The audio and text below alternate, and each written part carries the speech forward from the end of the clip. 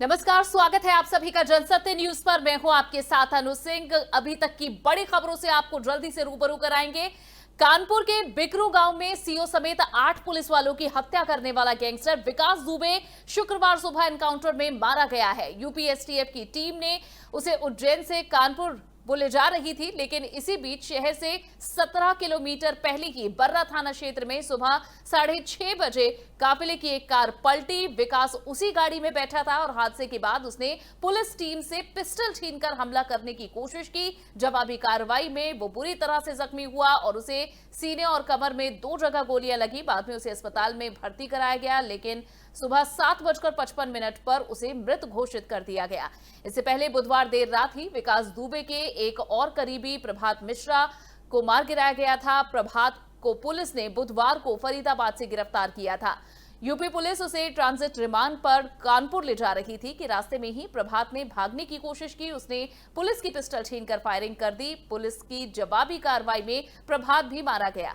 Police ने बुधवार को ही विकास के करीबी अमर दुबे का भी एनकाउंटर किया था। अमर हमीरपुर में छिपा था। अब तक विकास के गैंग के 5 लोगों के एनकाउंटर हो चुके हैं, ये मारे जा चुके हैं। इस बीच विकास दुबे के एनकाउंटर पर भी अब सवाल उठने लगे हैं। सपा अध्यक्ष अखिलेश यादव और मध्य प्रदेश कांग्रेस के बड़े नेता दिग्विजय सिंह ने सवाल उठाए, जहां अखिलेश यादव ने कहा कि ये गाड़ी नहीं पलटी बल्कि सरकार पलटने से बचाई गई है। दिग्विजय सिंह ने कहा कि राजनीति में किन किन लोगों से विकास के संबंध थे ये कभी अब पता नहीं चल पाएगा। उसके साथियों के भी एनकाउंटर हुए हैं, सभी का पैटर्न सेम है। विकास दुबे मामले में गुरुवार देर रात को सुप्रीम कोर्ट में एक जनहित याचिका भी दाखिल की गई थी और याचिका में यूपी पुलिस की भूमिका की जांच की मांग की गई थी। उसमें विकास दुबे का एनकाउंटर किए जाने की आशंका जाहिर की गई थी। एक वकील घनश्याम उपाध्याय की ओर से याचिका दायर की गई थी और अब क्योंकि विकास दुबे का एनकाउंटर हो चुका है, इसकी सीबीआई जांच की मांग की जा रही है। शुक्रवार सुबह ही आज सुबह ही एनकाउंटर हुआ है। और उत्तर प्रदेश से ही अगली खबर, जहां उत्तर प्रदेश में शुक्रवार रात 10 बजे से 13 जुलाई की सुबह 5 बजे तक लॉकडाउन रहेगा। यह आदेश प्रदेश के मुख्य सचिव राजेंद्र तिवारी की तरफ से जारी किया गया। इस दौरान सभी शहरी और ग्रामीण क्षेत्रों के बाजार, हाट, गल्ला मंडी और कार्यालय बंद रहेंगे। आवश्यक सेवाओं पर कोई रोक नहीं है। दूध, सब्जी, राशन सब कुछ मिलता रहेगा। वहीं यूपी सरकार के मीडिया सेल के द्वारा यह अनुरोध किया गया कि इसे लॉकडाउन नहीं बल्कि प्रतिबंध कहा जाए। इससे पहले बिहार के 9 जिलों में वहां के डीएम ने भी लॉकडाउन का ऐलान किया था। उत्तर प्रदेश में लगातार बढ़ रही संक्रमितों की संख्या के कारण शासन ने ये निर्णय लिया है। लॉकडाउन के दौरान जहां रोज 50 से 100 के बीच संक्रमितों की संख्या बढ़ रही थी, वहीं अनलॉक के दौरान 500 से 1000 के बीच संक्रमित मरीज मिल रहे हैं। कोरोना रोकने की कोशिश के लिए मुख्य सचिव राजेंद्र तिवारी ने निर्देश दिए कि सभी शहरी और ग्रामीण क्षेत्रों के बाजार, हाट, गल्ला मंडी, कार्यालय बंद रखे जाएंगे और आवश्यक वस्तुओं पर रोक नहीं रहेगी। साथ ही रेलवे का आवागमन पूर्व की तरह ही यानी पहले की तरह ही जारी रहेगा। हवाई अड्डों से अपने घर जाने के लिए कोई प्रतिबंध लागू रहेगा और मुख्य सचिव के द्वारा जारी निर्देश में यह भी बताया गया कि हाईवे पर हो रहे मालवाहक वाहनों पर प्रतिबंध नहीं रहेगा। हाईवे पर पेट्रोल पंप खुलेंगे, लेकिन शहर और गांव में ग्रामीण क्षेत्रों में बंद रहेंगे। लखनऊ के डीएम अभिषेक प्रकाश ने शहर के 5 होटल का अधिग्रहण भी किया है।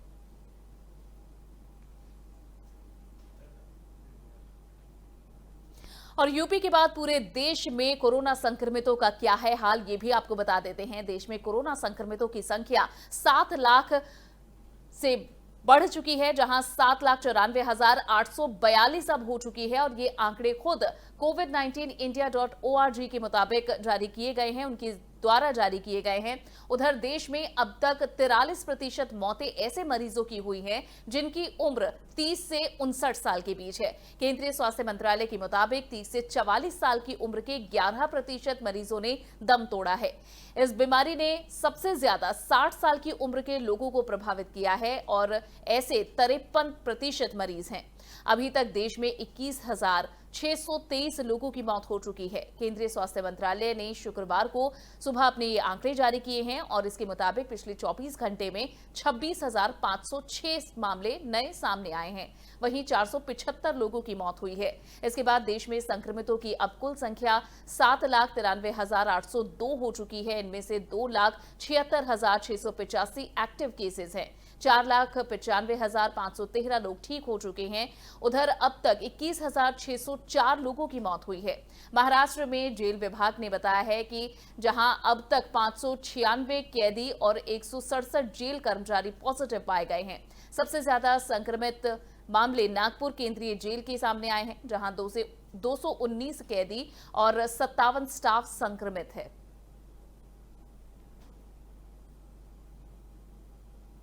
और अब बात करेंगे मौसम की, जहां उत्तर भारत के कई राज्यों में गुरुवार को जबरदस्त बारिश हुई और कुछ इलाकों में हल्की बारिश भी देखने को मिली। मौसम विभाग के मुताबिक अब 10 जुलाई यानी आज से कई राज्यों में भारी बारिश हो सकती है। इसके मद्देनजर अलर्ट भी जारी कर दिया गया। हिमाचल प्रदेश में मौसम विभाग ने 12 जुलाई तक भारी बारिश की चेतावनी जारी की। मौसम विभाग के मुताबिक अगले 24 घंटे के दौरान असम, अरुणाचल प्रदेश और साथ ही उप हिमालयी पश्चिम बंगाल और सिक्किम, बिहार, पूर्व और मध्य उत्तर प्रदेश में 1 या 2 दिन तक बहुत भारी बारिश के साथ ही कुछ इलाकों में मध्यम से भारी बारिश हो सकती है। इसके अलावा कोंकण, गोवा, तटीय कर्नाटक और रायलसीमा, तमिलनाडु के कुछ हिस्सों में और केरल में 1 या 2 जगहों पर भारी बारिश के आसार हैं। स्काईमेट वेदर रिपोर्ट के मुताबिक जहां उत्तराखंड, हिमाचल प्रदेश, उत्तर प्रदेश और साथ ही पंजाब, उत्तर हरियाणा, विदर्भ, मराठवाड़ा, आंतरिक कर्नाटक और तेलंगाना के कुछ हिस्सों में, दक्षिण और पूर्व मध्य प्रदेश, साथ ही झारखंड, उड़ीसा, छत्तीसगढ़, तटीय आंध्र प्रदेश, गंगे पश्चिम बंगाल के कुछ हिस्सों में हल्की बारिश से मध्यम बारिश की उम्मीद है। जम्मू कश्मीर, गिलगित बाल्टिस्तान और साथ ही मुजफ्फराबाद, दिल्ली, गुजरात और शेष मध्य प्रदेश में हल्की बारिश की संभावना है। राजस्थान, दिल्ली और लक्षद्वीप में 1 या 2 स्थानों पर हल्की बारिश हो सकती है।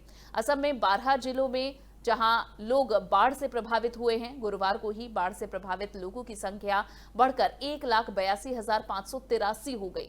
राज्य भर में अब तक बाढ़ और भूस्खलन के चलते 64 लोगों की मौत हो चुकी है। ब्रह्मपुत्र नदी जोरहाट के निमाती घाट और धुबरी जिले में धुबरी शहरों में खतरे के निशान से ये नदी ऊपर बह रही है।